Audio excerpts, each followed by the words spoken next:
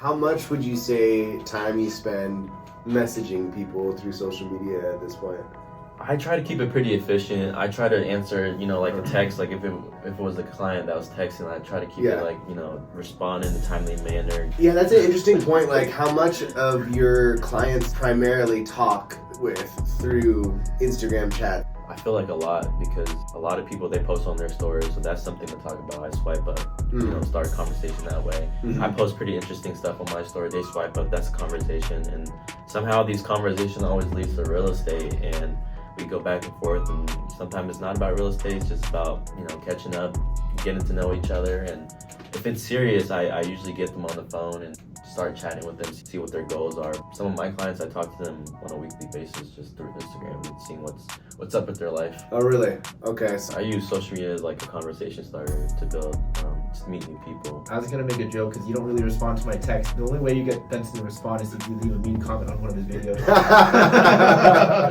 Hey guys, welcome to the Realized Gains podcast. We're on episode 72. I'm Stephen Tran. I'm a real estate agent in the state of Oregon and Washington, and I invest in short-term rentals, mid-term rentals, and multifamily. And I'm your co-host, Jordan Lee, mortgage lender based here in Portland, Oregon, licensed in 9 states. I also invest in real estate a little bit, mostly single family, and we have a little duplex together. Yeah. And who did we interview today, Jordan? Oh, super interesting interview. We had Benson Bui on the show, who actually dropped out of college to get into real estate, which Stephen advised him not to do. Yeah, no, we're both computer science guys, and I told him to stay in that. But he took it on as a challenge, right? I'll eat my words and say that he's done very well in the business of real estate. So he's become quite a social media star. Yeah, so if you're interested in learning how to make it as a newer agent that's not selling just directly to their friends and family, I think this would be a good episode for you.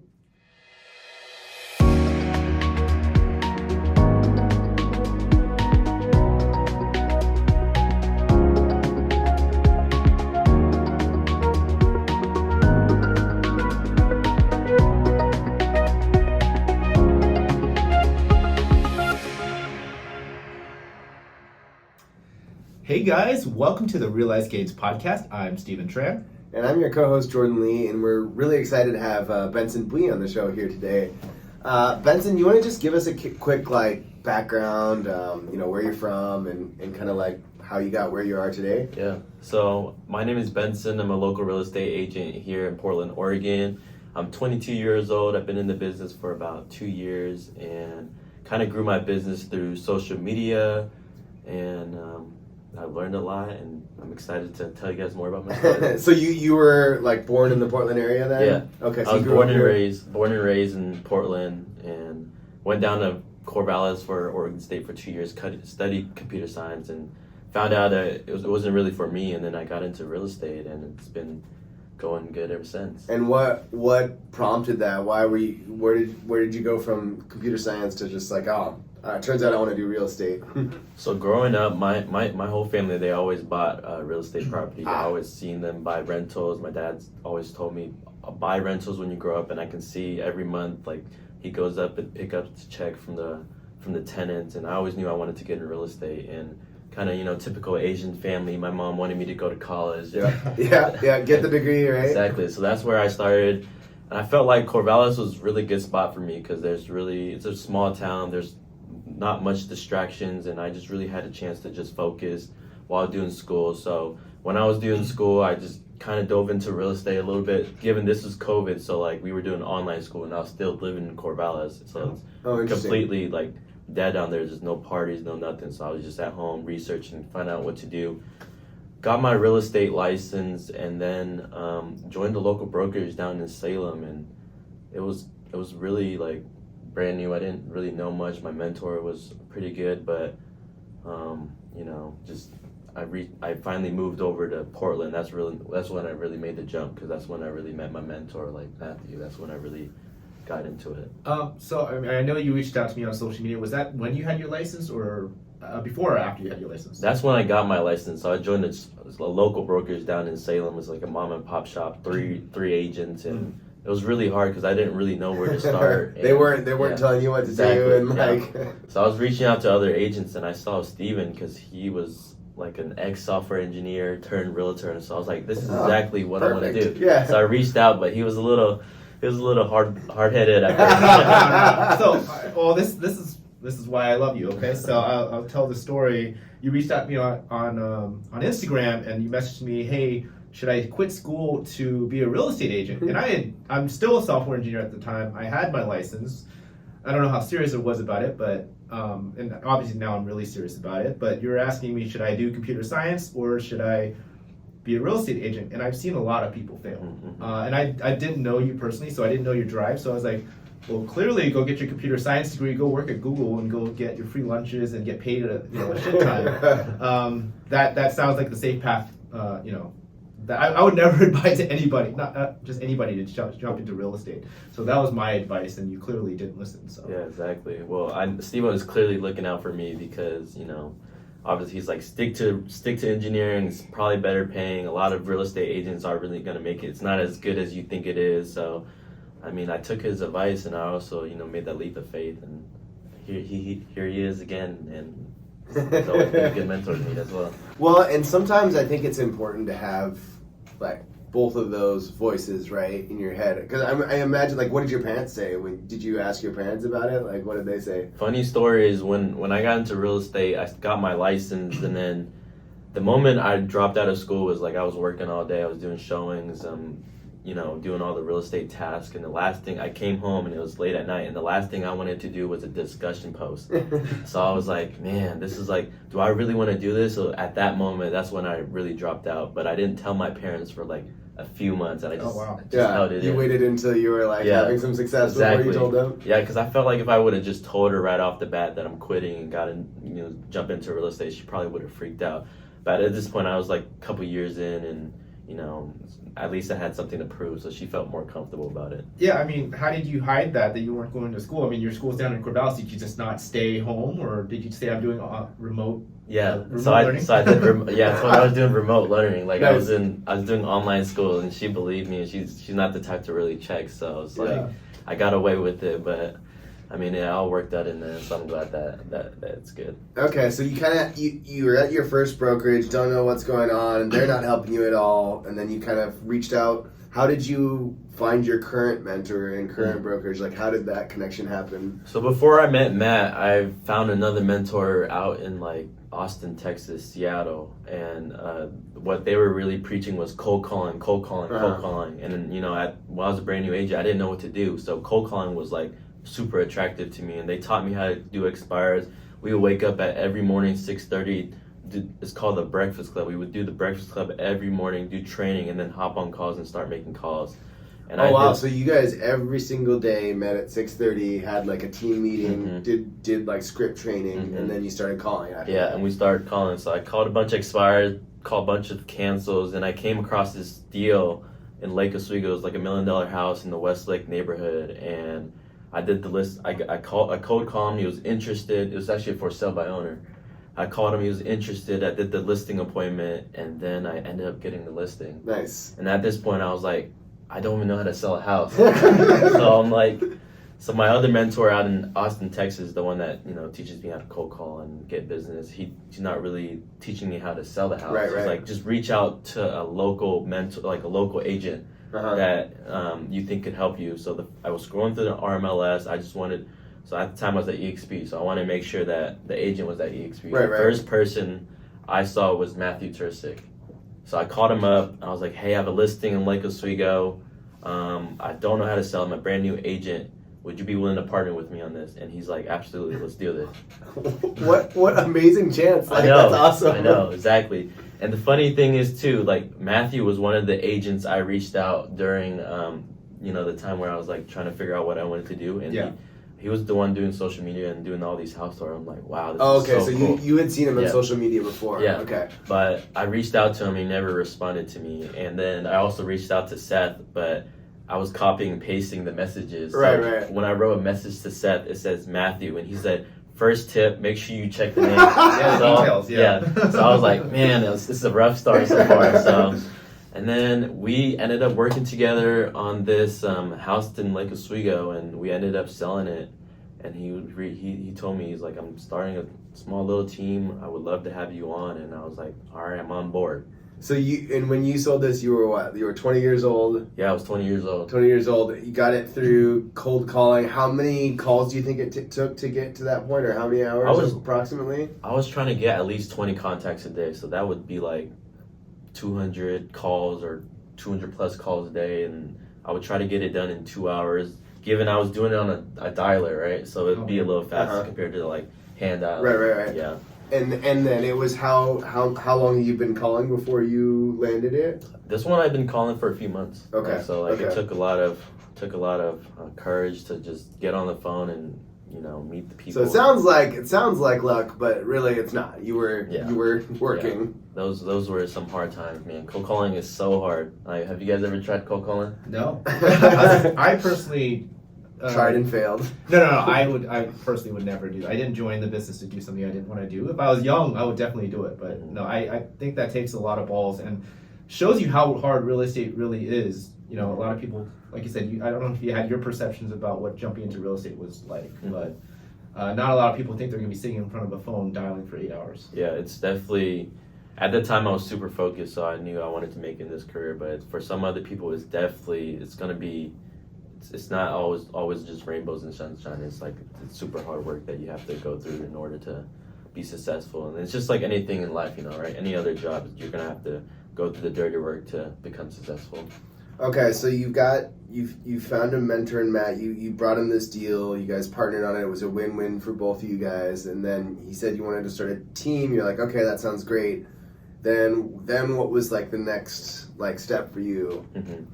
So you know how he always did that social media house tour video? That's how you first saw him, yep. And then he took me up to, this is now Anthony Simons, the NBA player basketball. Oh, yeah. He was selling this house up in Lake Oswego. He was like, hey, come along. I'm just making sure the house is clean before it closes. And I was like, I want to shoot a video here. So he had his videographer, and I was like, let's just try this video. So I shot the video. Sam, the editor, videographer, he edited everything, and it came back to me. I posted it, and it just went kind of crazy. A lot of people have never seen, they were surprised that I was showing a nice house, and they never really seen house tours, especially in Oregon, and just started popping off. And I'm like, this is working. So did you already have any sort of following on Instagram? Had you just done that for fun before real estate, or how did that part work? I always been pretty well connected in the community. I always been a pretty easygoing guy. I get along with people a lot, so I knew a good amount of people, and what I felt like was really what really pushed me to go viral was because my generation, they like to share, they like to post, they like to repost a lot. So when I first did that video, I got a ton of reposts. So that just really drove the reach and really helped with the engagement. Did you ask people to repost it for you at all, or was it people just did it? No, they were just like, wow, he's showing a really nice house. I've never seen someone so young or someone in Oregon showing a house like this. So they're probably just sharing it, and it worked. And I was like, I'm gonna keep doing this. Yeah. Wow. So the first one you put out, but it was also a pretty polished one, right? Because it was his Matt's guy that knew what to do with. I tried videos on my own before. I went around to houses, shot videos on my own, and did the original kind of showing around the house type of video that any other realtor does. Right. But at that time, there wasn't a lot of realtors just showing the house with them in front and then doing it kind of like the style I was. Right. More quick pace, fast pace, more upbeat music. Yeah, exactly. And go and do the super house. catchy, and a lot of kind my of quickly audience showing you the features that you can't. What I noticed in your videos is that it shows you features that you can't really see well from pictures. You know what I mean? It gives you a really quick feel of what the house is like. And that was just the perfect house to show, and it was good. Let me ask. There's a lot of realtors that are just grabbing their phones and just panning through the house and everything. Was there a huge difference with having that professional video versus the ones that you filmed on your own? I think one of the most important thing is that house is really nice. So first off, it was super catchy to the eye, so that was number one. And then another thing too, my videographer Sam, he's really good about that's his job, so he's really good about making the videos. And on top of that, with the music, that was that was really. So does he do all the like editing and music and puts it all together for you and you just post it, or? Yeah, so at the time we only had Sam, which is our only videographer at the time, but now we have 3 videographers, and basically they just show us around. I'm like the director, right? Uh-huh. I tell them what to shoot, I tell them how to edit the video, and they do all the work. They get it back to me, and then I prep it for posting, and that's pretty much the process for it. Okay. And are you putting it like pretty much only on Instagram, or do you put it everywhere else? You put it on like TikTok and all those other. Yeah, I put it on avenues? TikTok. I put it on Instagram. Depending on the video, I also put it on LinkedIn, and YouTube Shorts is pretty popular now, so I put it on YouTube Shorts as well. Okay. Okay. Well, let's talk about strategy in general. Like, if I'm a brand new realtor and I want to do luxury homes, say I'm also 20 years old, do I just hire a videographer and just go into nice homes and post it on social media? Or is there anything specific you did to really build that traffic?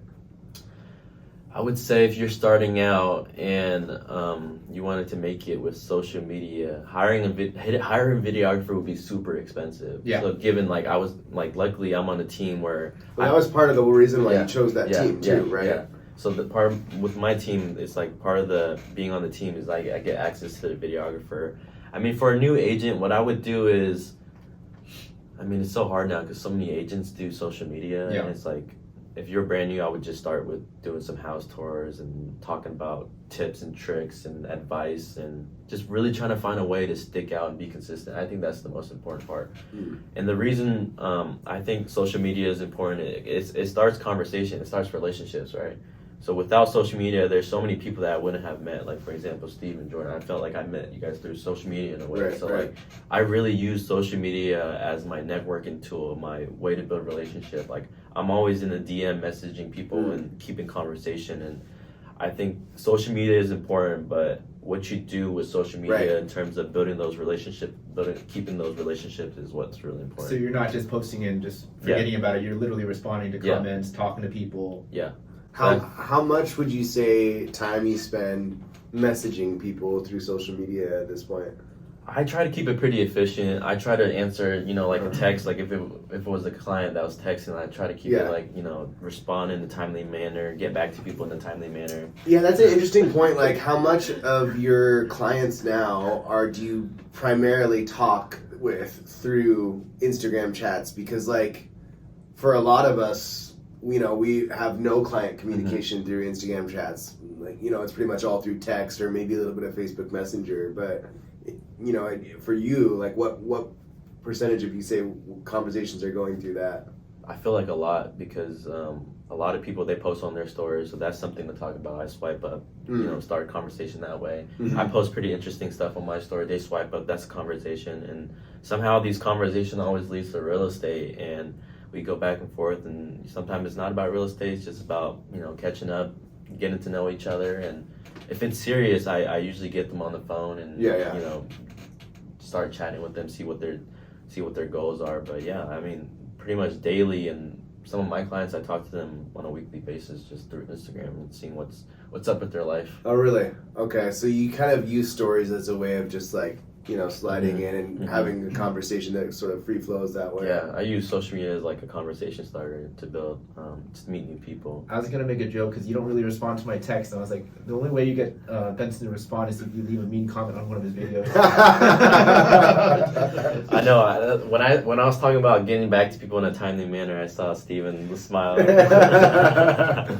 Well, that's when we're playing basketball. That's not a critical path to becoming a realtor, right? And then sometimes it's just like there's just so many messages, and some days it's just so hard to get to those messages. But I try my best to get back to people, and Yeah. Well, I think a lot of people see you, since you're so young, see you as an instant success. Can you really kind of talk about that first year? I mean, I know that you were struggling, but you were consistent. Can you kind of talk to that experience a little bit? So a lot of people, like with brand new agents, their expectation is coming into real estate and all of a sudden you're making a lot of money. So kind of like my expectation was like, oh, okay, I know I'm getting into this. I know it's a long game. Most of the successful agents, they've been in the business for 5+10 years, right? So I'm coming in here thinking like, oh, my first 2 years, I'm not gonna make any money. And if I do make money, then it's it's a plus. So that first year, I did a lot of the dirty work, doing what I need to do to start up a business, and wasn't expecting any business. And I had families that reach out looking to list their house and buy, and so I was fortunate about that. But just my whole like mindset about I'm not expecting to make a lot of money my first 2 years. I know it's a business, like just like anything, it takes time. So that's what really like, you know, like made me kind of like successful. And I mean, you said two things today that I've like never heard a new agent say in the last 8-9 years. One, that you had a meeting every day at 6:30 and you started calling after that. You had training and then meeting every day. Well, I've literally talked to no agent that has ever told me that.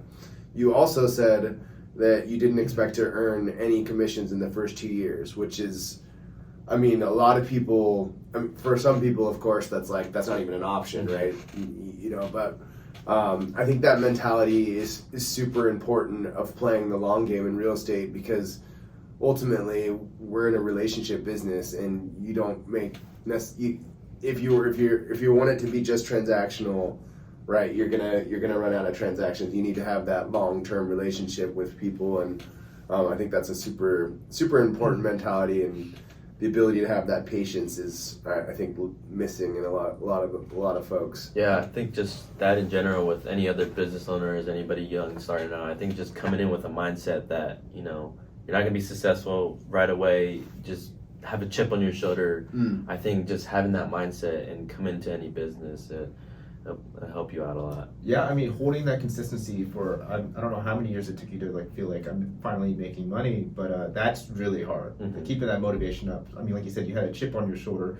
I mean, how many of your friends, you know, have seen your success and wanted to be agents? And a lot have reached out, and I've kind of like spoken to them, like kind of what Steven said. I'm like, it's not as easy as you think. Like some of them are in school to become, you know, whatever profession. I was like, my advice to new agents is like, just keep that profession. Like, I feel like I was super lucky on becoming like, you know, building a career out of this so fast and so quickly. And I tell other new agents that thinking that they can come in here and be super successful super quick. I tell them that stick to whatever you're doing. Just treat this as like a side hustle, just like anything else. Like a lot of people do side hustles on the side right when they're doing like the 9 to 5. Yeah. And once that side hustle like over like your side hustle income reaches above your whatever Same you're level, doing, then that's when I feel like you should go full time. At the time I felt like it was pretty risky. Well, yeah, I was gonna say, I mean, for yourself, you didn't have this as a side hustle. You went all in. I don't know if you were doing any side jobs or anything to kind of. That's part of the thing about like dropping out of college, not having a ton of debt, right? Is you kind of have that flexibility when you're that age too. When you're 35 years old and you've got 2 kids and you've got a mortgage to pay, right? It's a little bit different situation. Exactly. Right? So it's like a different situation. If you can live 2 years without getting a paycheck, then maybe going full time is a good option. But if you got like what Jordan said, if you got to pay, you got bills to pay, you got kids to feed, going full time and the possibility of not getting paid for a long time, I'd rather you stick to whatever you're doing. Keep that money going and just doing this as a side hustle until it takes over your full-time job or whatever. Giving my advice now. Exactly. Stick to computer science, man. Go work at Google. Exactly. So we were talking a little bit in the kitchen earlier about cold calling and how at this point you've kind of so to speak graduated past that. How does this building the business of Instagram and our social media, I guess, let's talk about a little bit more about the strategy of that and kind of when you started to realize that would be a method that could be your main sort of way of marketing. And I think a lot of people are interested in it, try it, and give up because they don't see instant success. So just kind of curious about what your overall strategy is with that. So basically my strategy with social media is just try to get as much traction and as much engagement as I can, and then convert those engagements and build relationships like what I was talking to earlier. So I've tried a lot of different things. I've tried house tours, I've tried talking point videos, and what I found out that really worked well for me was those house tours. So I kept doing the house tours and just paying attention to other people that do social media. They like to just the whole point is to stay consistent. Right. And the thing about me is like I don't really care about views no more, because what's really important to me is like whatever I post in it, I see a result of getting clients and getting more business from it. That's how I see success. So at first for you were trying to build a following, get views, get likes, shares, but now it's more like I want clients out of this. Exactly. So I kind of shifted my mind, because at first I was in the mindset of being a content creator. Like my goal is to get a lot of views, get a lot of followers. But then I'm thinking about like content creator. The way they make money is by getting views, getting more followers, but I don't need to rely on Right, you're not selling your shirt or Exactly. whatever. You're not Exactly. pitching AG1 powders and stuff. I mean, you could. Yeah. So like my whole thing is just provide value, make something entertaining, and stay consistent and try to be different. Like every day I'm waking up and I'm like, what can I do differently to make something more attractive for people to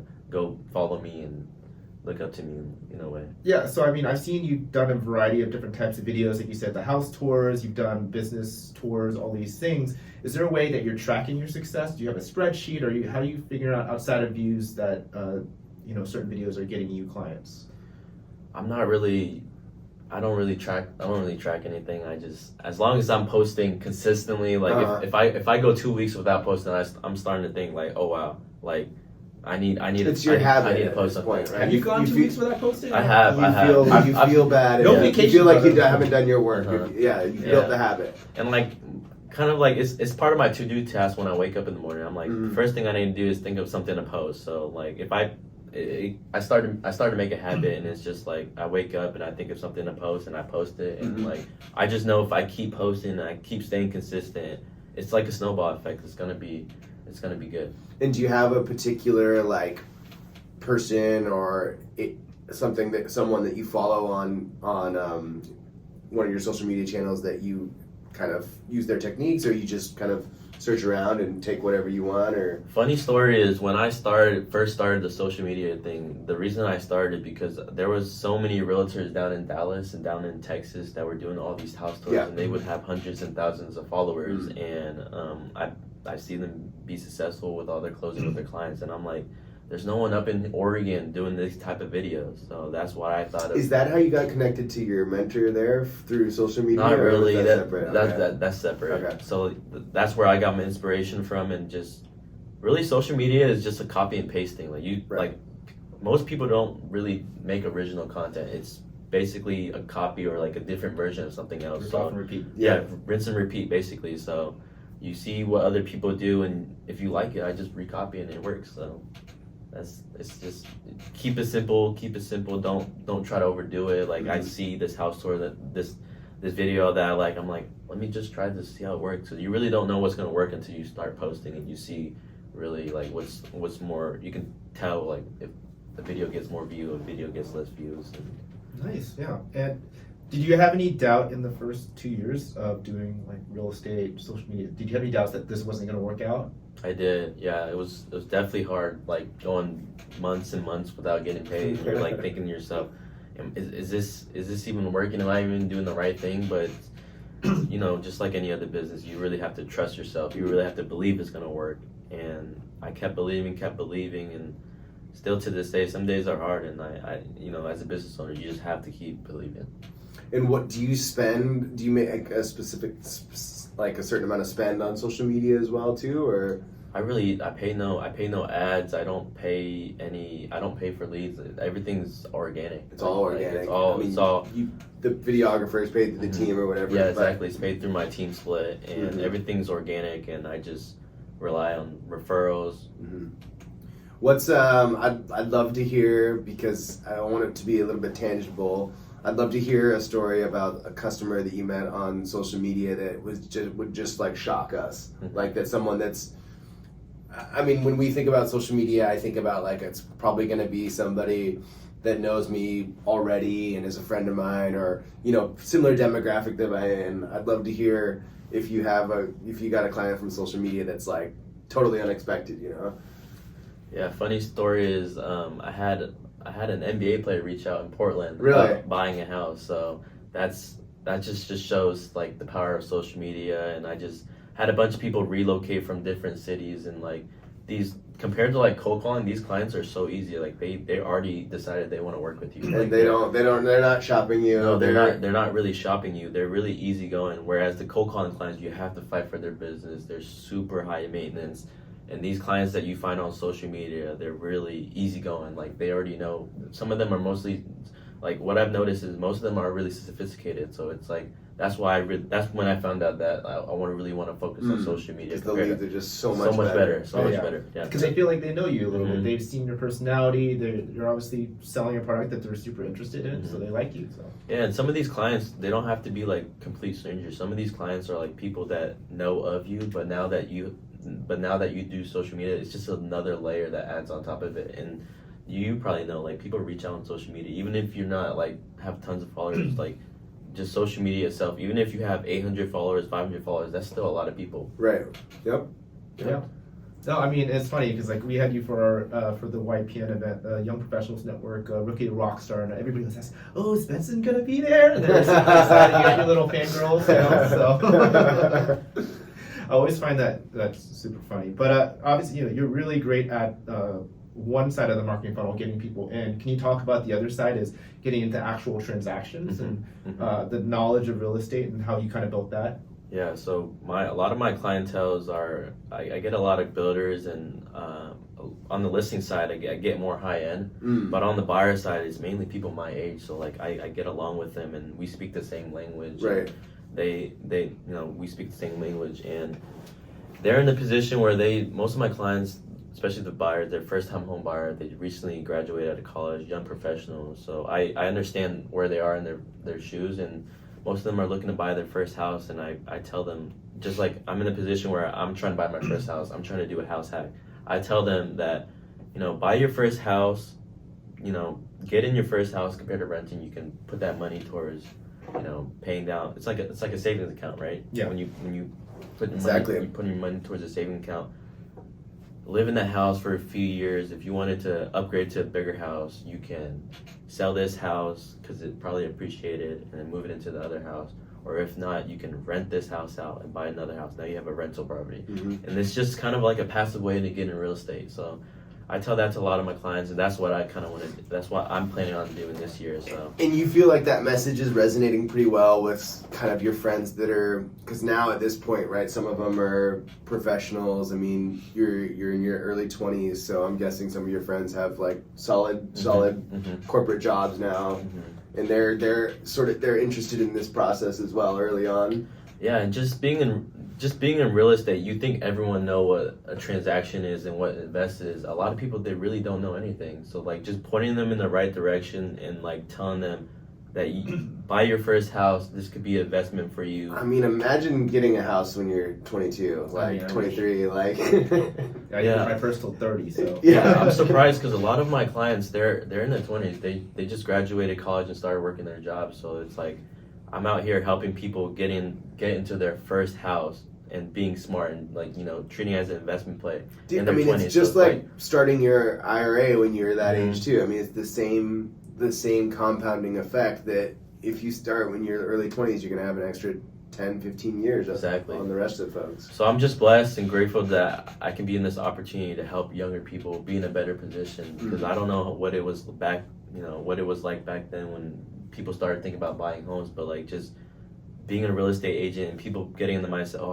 I can buy a house, it's definitely doable, and getting them in the house in their early 20s. And I'm telling them, if you can buy a house every year, move out of that one, rent it out, or sell it, because if you live in the house for 2 years out of the 5, then I think there's no like capital gains or if you're a single person, it's like up to $250,000 roughly. We're not tax advisors, but yeah, 250 or 500 if you're married, filing, joining. But I mean, I think that education is so important, just like it is to get people to start investing in their retirement.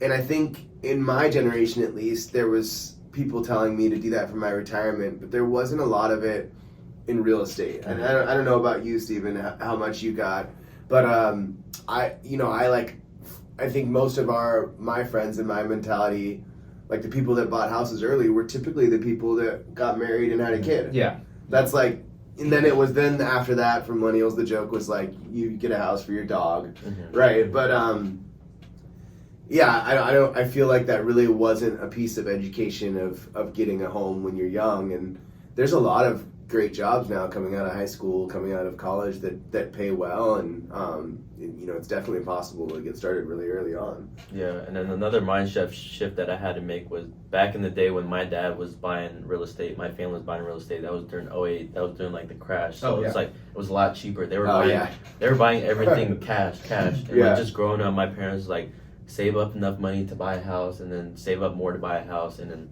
that's definitely doable back then. But now it's definitely not doable. So just shifting into like take advantage of primary loan, FHA. There's so many opportunities. Like you don't have to just save up your money, like save up money, just buy it all cash. So that's what I'm kind of preaching out here. Take advantage of the primary loan, low down payment. I mean, I wish I had friends with all cash. Yeah, if only houses were $50,000. Exactly. Right? Yeah, that too. No, I think, I mean, that's great advice is using leverage, obviously. I think, I don't have a single property I've bought all cash. I think the most I've put down is 25% on an investor loan, which is like basically the bare minimum. Yeah, Right. and if you just think about it, like if someone is in their early 20s and they're doing this method where it's like house hacking or living in a house instead of renting and living in it for a year, buying another house in a few years, renting that one out, they could build like a portfolio in 10 years of like, you know, five houses, and that's pretty like... And you'll have a good retirement. So I'm just grateful that I'm in this position where I can help people and educate them on what they can do, and as long as I help them down the road and it helps, you know, their generation out, I'm happy. Yeah, and so, you know, talking about new agents again, like I said, I'm sure there's a ton of agents who can go out, do social media, be consistent, and have that, what's it called, market funnel to get clients. But about the whole education piece, how would you advise a new agent to get educated to actually help these clients that they're getting in? I would say first off, find someone that, you know, like a mentor that you can ask questions, that's been there, has the experience, and you can lean on him and ask him questions, and he can walk you through everything. So that's the one thing for me. And also don't be afraid to invest in education, like invest into mentorship, invest into... have you like paid for some classes or gone to conferences, that type of stuff? Yeah, I've joined the Thatch Nguyen. I'm part of his little thing. So that's how I learned about the investment side. Springboard to wealth. Exactly. Nice. So that's how I learned about the investing side, and I felt like that's also what made me stand out, because during that 2 years, I really spent a lot of time just learning, because that's the phase where you need to learn a lot. There's nothing better to do to learn when you're in that phase. It really helps to just be able to talk about things. I remember when I first started, I felt so nervous talking to like new clients because I didn't know the language. I didn't, you know, I was worried that I'd get asked a question. So, I mean, for sure, education helps with your confidence and ability to just talk with people. Yeah, and I'm just so invested into it, and I'm a big believer, so I spent a lot of time just looking into it and studying and being knowledgeable about what I'm in. And every opportunity I get with like other people that are doing deals, like I try to get into it, learn, like ask questions, and I think that's really what helped me out a lot. Nice. Yeah. So I mean, your team is a Tom Ferry team, right? Or you guys do Tom Ferry and stuff? Matt's more like Tom Ferry. I don't really get coaching from Tom Ferry, but yeah.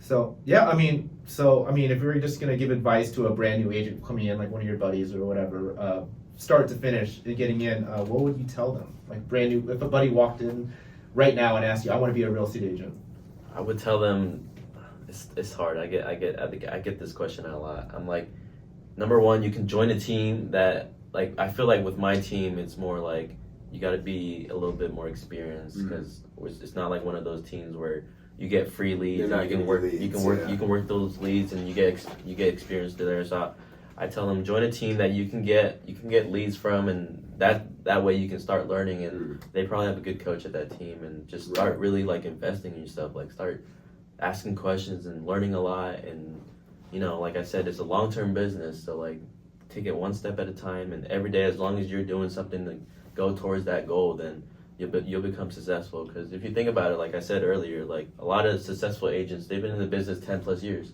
Yeah. So like if you look at it long term, in 10 years, if you keep doing what you're doing, then you'll be where you want to be. It is a snowball effect with all the things you learn. Every single transaction, hopefully you're learning something new, whether it's a psychological thing or something within the contract that's really strange. Like hopefully this is a snowball of knowledge Mhm. that you can, like I said, within a couple of years, help you become a really knowledgeable and talented agent. Yeah, and then just surrounding yourself with good resources is really key. I mean, how was your experience when you first started off? Like, I didn't do my first transaction for 6 months. oh really? Yeah, I mean, well, one, I was still a software engineer, so not that I didn't care as much, but I was also a secret agent. Oh, I see. You know, because I Yeah. didn't. Well, Yeah. one, I didn't want my work to know Mhm. as I was doing this, and two, I don't know, I just wasn't into the marketing. So I didn't come into this business like you. Mhm. I didn't want to cold call either. Yeah, yeah. Like Yeah. number one thing is I'm not going to switch careers to do something I hate. Which, Mhm. like I said, that's why I'm so impressed with you that you were able to do something that I would absolutely abhor. I know. You know, so that's the tough part. But kind of moving forward, I mean, I know you've done your first commercial deal this year, I think, Mhm, mhm. and I know you're transitioning. Are you looking to transition to that? So I have a commercial partner that does a lot of tenant rep. So I've been kind of learning into that field. Mhm. It's totally different Right. from residential. Like Negotiating a lease Yeah, is way different. it's than- way different. So just moving into the commercial side and learning a little bit more about that, it's definitely been eye opening and a good learning experience. And what I've learned with that transaction is like you rely heavily on your attorney. Like not like residential where you facilitate most of the deal. Yeah, we almost never use attorneys Yeah, in residential because exactly. we're not an attorney state. Yeah. And, yeah. But in commercial, each party has their own attorney, and Right. like the attorney is like kind of like the middleman, and they're drafting up the contract. Every contract is drafted up compared to like residential, where you have a template that you fill out, and it's just a lot. The process is a lot longer, and it's definitely interesting. Like I want to learn. I want to get into it a little bit more, and so I've been doing a little bit of that. We also do like tenant rep, so we like find like we have tenants like restaurants. We help a lot of like Asian businesses because Oh, cool. there's a lot of Asian businesses around here in Oregon, and we rep them in terms of like negotiating the lease and finding them a good space. I have to say that that's super important work because there's too many restaurants that just get ruined by their lease. Yeah, and because they don't just make it. Yeah. they have no one to guide them through that lease because there's a lot of clauses in that lease that can help protect them, Mhm. and just learning that side of the thing, and I think it's gonna make me more valuable. And just at the end of the day, like I want to help whatever. Like I'm just here to help people. And Yeah. if I can help a business protect themselves and just know more and educate them, that's my goal at the end of the day. Yeah, I was gonna say. I mean, I'm assuming for a lot of the luxury listings you're getting, a lot of these people are business owners, Mhm, and then you can mhm. help them on that side. I'm assuming marketing on the commercial side is going to be completely different. It's completely different. Yeah, does the social media the same thing with Yeah, that? Or? that's why I did a little bit of the business side. Like I try to like make videos for businesses because Oh, cool. they like that. They Okay. like that's how I start conversations with business. Oh, I'm like, interesting. Yeah. let's make a video together, Okay. and then we start the conversation, and then they realize that I do commercial as well, and I can get a client through that. Yeah, I was going to mention because I went to I think it was a seminar from a commercial agent. And he obviously talked like he doesn't do any social media at all. His business is walking into a business with like a box of donuts and talking to people directly because I don't know how many people are looking for an agent to do commercial leases on Instagram. That's the side of thing with commercial. Like commercial is super like old school. Super like, old school. Super All old the school. guys that I know are successful that all cold calling are just Mhm. walking up to a business and talking. Yeah, to they them. there's no social media being done. Like even with like listing a property, they don't have listing videos. They barely have listing photos. It's Yeah. like it's super outdated, and like I feel like there's a lot of opportunity in there with like elevating For sure. elevating commercial. And Yeah, I mean, let's compare it a little bit. I mean, so with your first commercial listing or doing a transaction there, like what are you putting it on biz buy sell, or what is the difference in process? Because I know with our listings we put on the MLS and it gets pushed out to Zillow and all this stuff, and the marketing goes to obviously residential clients. so with commercial, they put it on a platform called CoStar. CoStar usually syndicates like LoopNet, syndicates the Craigslist, but a lot of commercial agents just word of mouth. You gotta Right. build a It's like you relationship. gotta know the yeah, other most of them- commercial agents. And the thing about CoStar, it's agent only. So like for someone like a regular consumer that wants like to lease a property, sometimes they can't find it on CoStar.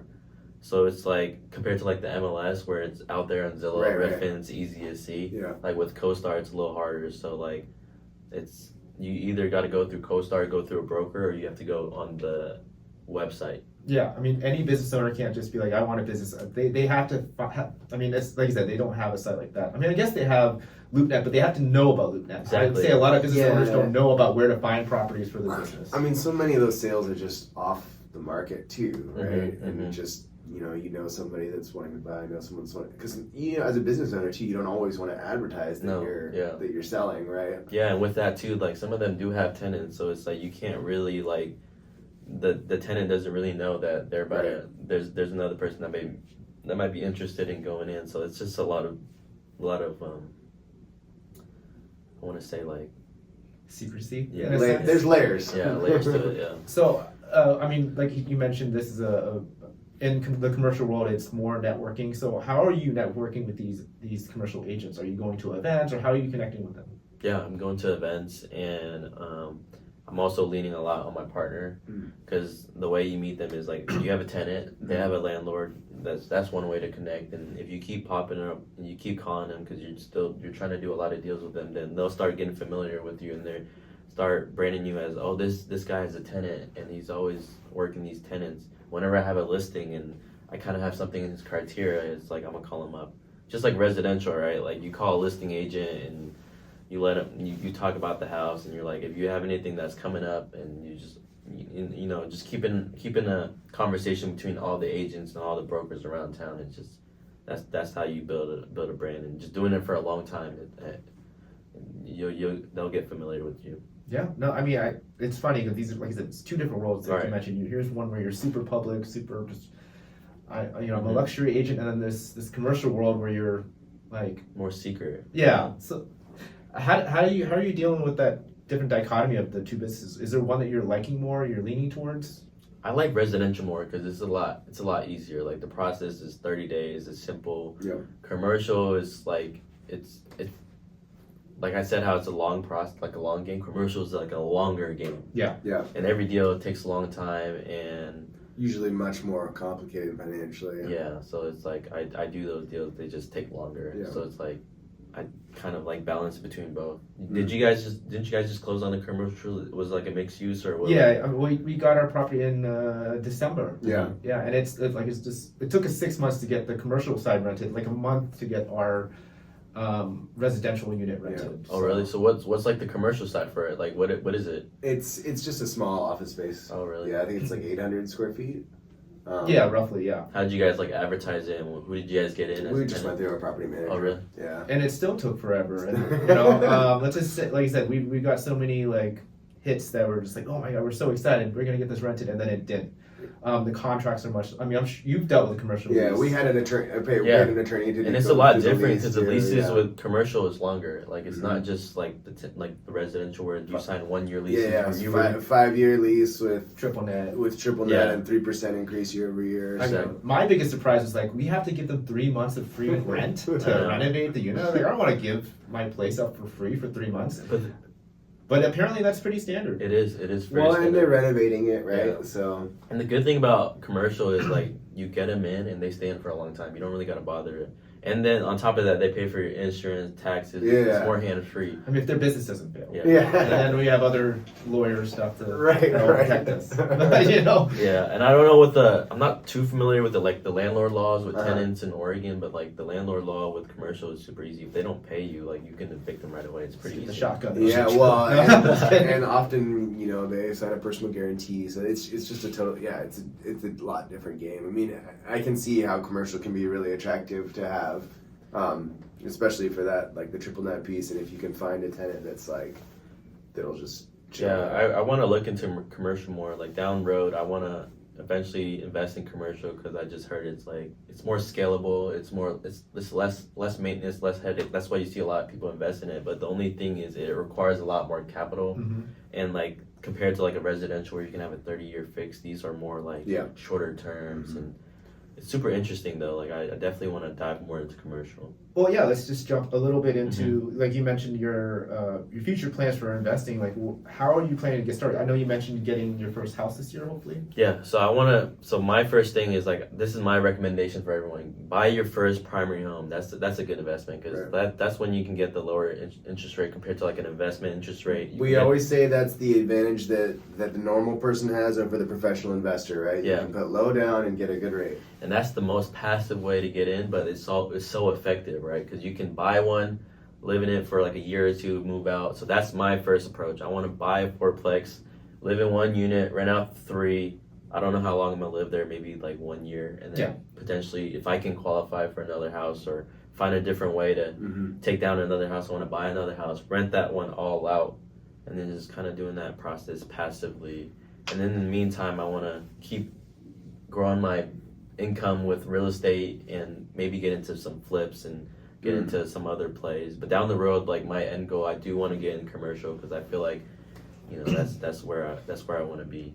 That's the other great thing about starting young is that you also have that mentality of like, oh, I'll go live in a fourplex. Whereas when at my stage of life, I'm like, I'm not going to move my 3 kids into a fourplex. Like it's just not happening, right? So I'm just lucky to be in that situation, and that's why I tell the young people like, you don't got kids, you can make the sacrifice, and the sacrifice will go a long way because like down the road when you have your family, you can live in your dream house, but now you have other rental properties paying for your dream house. And just like being in that position and taking advantage of it is smart. I mean, for other people that, you know, they do have family, they do have kids, there's still ways to get into it. Like even just buying a house and living in it or having roommates is like a good way to get in. Or a starter home. I mean, just get your starter home, live there if it's enough space for your family, and then turn that into a rental. It might not cash flow right away, but you have an asset that somebody is paying for most of basically the principal balance. So, you know, I like that. So. Yeah, so that's kind of my thing. Like, what's the from you guys? Like, what are people doing in terms of investing in real estate nowadays? Like, from just talking to a bunch of people from the podcast. What are people doing? I mean, I feel like the way that you cash flow is through house hacking, right? Is through renting out room. I mean, if you're getting a single family, it's pretty hard to find something that will cash flow.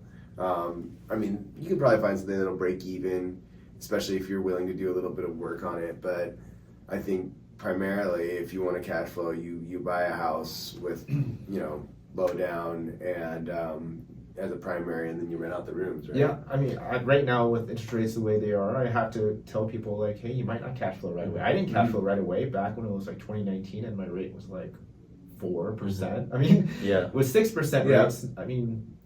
It's much harder, and the price points are higher. So sometimes it takes a little time. And, I mean, what other people are doing. I mean, some of our people like Trevor, who was on our I think in episode 45 or so, doing a lot of seller finance to get those deals that keeps that current rate that's on the house. I mean, it's a lot more complex. I wouldn't necessarily recommend it for your first go. Yeah, that's true. And this is how you get into commercial. I mean, a lot of these commercial deals are seller finance and structured that way. But yeah, it does get really complicated to a point where I'm just like, somebody else handle this for me, and literally paid another agent to do a seller finance type deal for us, or a lease option.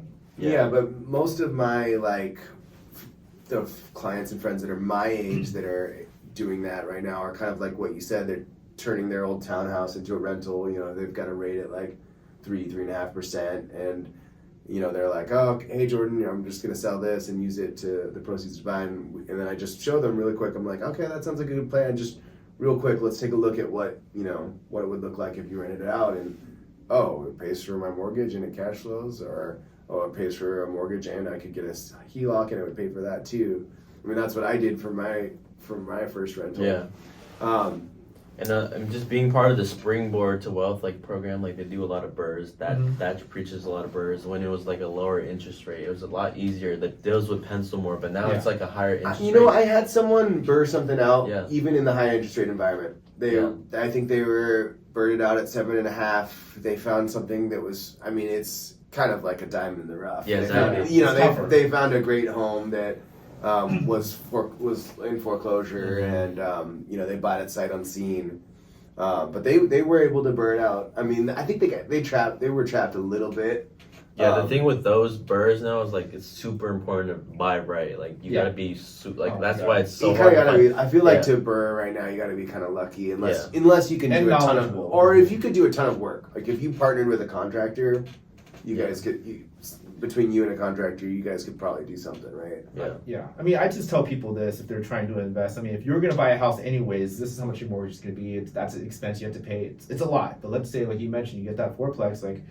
even if you still don't cash flow, it's like, well, now you're paying $500 a month for a place to live. Not too bad, not too shabby. And then next month or next year, when you move out, you can rent that place out, one of the units for like what, $1,200, $1,500, depending on how many beds and bath. And hey, there's the cash flow. And then the most important part is you paying down that principal. Like, that's where you build equity, and it's like a savings account. You're not throwing money away as if you were renting. You're actually putting it towards something. Plus, the asset is appreciating. So like, it's such a passive way, but such a powerful way for people to get into real estate. I wish you had told me this 15 years ago when I was your age. I would have loved that because like I said, I did not know at your age. I feel like it's starting, the pendulum's coming back a little bit though, because I just looked at, I was making a presentation for first-time home buyers, and I looked at homes at $425 as like an entry-level home, 3-2 type situation. And if you're trying to rent a single-family home right now, the average rent in the Portland metro is approximately $2,800. Mm-hmm. And so when I looked at, I mean, of course, the 425 homes, $1,000 homes I was looking at were probably not going to rent for that much. But, you know, you put FHA 3.5% down, your monthly payment, again, this is just an illustration, this isn't a real quote, right? But it was in the $2,900 ballpark. Mm-hmm. Like the delta between what rent costs and what ownership costs has definitely narrowed. Yeah, I mean, in this example, you said $2,800 and then a $2,900 rental. You have the $100 delta. I pay $100 a month to have a whole house, and plus there's a few $100s of that is going to your principal, right? Yeah. I mean, of course, you're going to pay more with your whatever garbage and upkeep and make the tenant pay for that. Yeah.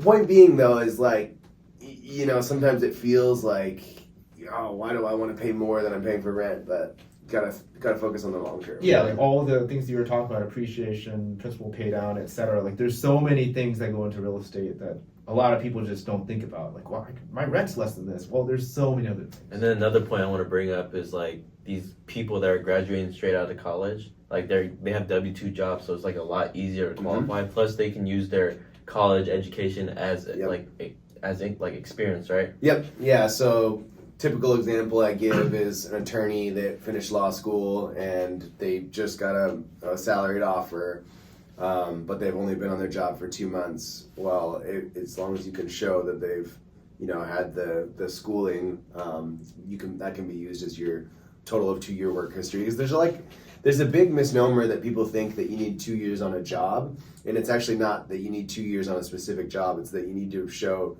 2 years of work history, and there's a caveat in that work history, and even further caveat if you're a veteran. But for conventional and FHA loans, if that work history is training or schooling in your field, then it can count. Exactly. So like just being self-employed, it's harder to qualify. Oh, yeah. So having like coming right after college and you have a good job and you can qualify right away, it's just such an easy way to get in, and it's like kind of like a no-brainer if you need to rent and the rent is high and you can buy something, you have the capital, put the down payment, you can afford the monthly payment, and your monthly salary is enough to afford it. It's like you're used to living in a dorm with friends, so get your friend in there too, rent a room out to them, and I want to be in my 20s again. You know, we could go on all day, Benson, but I did want to go back to social media really quick. I feel like, at least for me, I have trouble posting because I don't know. I feel like I have to be in the right mindset, whether it's like a confidence thing or I think a lot of people struggle with this. Like they don't like the sound of their voice. They don't like the sound of their face. What do you do to like overcome that and like make it so that you'll do it regularly? Like how did you get to that point? Yeah, I mean, it's super overwhelming with TikTok and like Instagram. Like you can scroll through TikTok and find 20 ideas, and now you're thinking like, what do I do? Like I got so many ideas. Yeah. What I do is like I just think of one thing. Like just keep simple. Like think of one thing to post and just post it. And like the thing about me is like when I post something, I don't really look at it. Like I don't really watch it. You don't go back and edit it a million times till it's perfect. You're not like I hate my voice or I post, like, just go. Yeah, I post it, and like if there's hate comments, I'm like whatever. But I rarely watch back my video. Yeah. Like, the whole point is for me to push it. Like I review it in the first place, so the whole point is just to push it out there. And honestly, the hate comment probably drives more traffic. Drives more engagement. Oh, that's true. I made this video about me installing a mailbox for one of my listings, and I got so much hate for it. I was like, I just need to get this house sold. But it got like 10,000. I mean, I'm sure that's small change for you, but 10,000 views on TikTok. I like 30 hate comments. I was like, oh, that's And the funny thing is, and the funny thing is, like, even though they're hating, you click on their comment and it says they follow you. So, it's like, I mean, it works out in the end. I mean, for people that is scared of, like, they're overthinking and they don't know what to post, just start posting, like, set a goal for yourself. Do you want to post once a week? Do you want to post every day? Once you post enough, then you can really, then you have something to look back and and then you be like, oh, then this video working, I should do this. Because if you're not posting at all, it's kind of hard to, like, analyze what's working and what's not working. And to be clear, when you say post, you mean like make a video, Yeah, short, just right? do Because anything, that's like the. Yeah. I mean, posting some little flyer advertisement, that's not going to drive it, right? It's got to be a short, right? Yeah, I mean, with your first one, were you extremely nervous? I was super nervous, and it's just like one of those things is like, I don't love social media, I don't want to be out there, but it's like I'm doing it for the business, and it's just today. That's interesting because I would have thought that Yeah. you already liked social media. Yeah, but I'm just so used to it. Like if it were to me, I'd rather just not, because social media can be overwhelming. I'd rather just live my life and not have to worry about it. But it's just like in today's day and age, social media can get you so much business. Like someone that has a really good social media following can just really like get a lot of business. Because one of my agents on my team is Kyle. He's on the 90 Day Fiance, and just being on that show and people getting to know him, he has people reaching out just being on that show, and they're like, I want to work with you because I like you. Because that's the whole point of social media. Because people like to work with who they like. Yeah. And if you can put your face out there, people get used to you. And back to your point of like people, those leads, they feel like they already know you, right? Because they've seen your videos, they've heard your voice, they know how you talk. They're kind of like friends with you already. And people can get discouraged because like they get like 100 views. But if you think about it, like I saw this thing on social media, like if you're in an auditorium and there's 100 people like watching you, that's a huge turnout. That's a huge turnout. Yeah. Yeah, and you only need one anyways to buy a house. Exactly.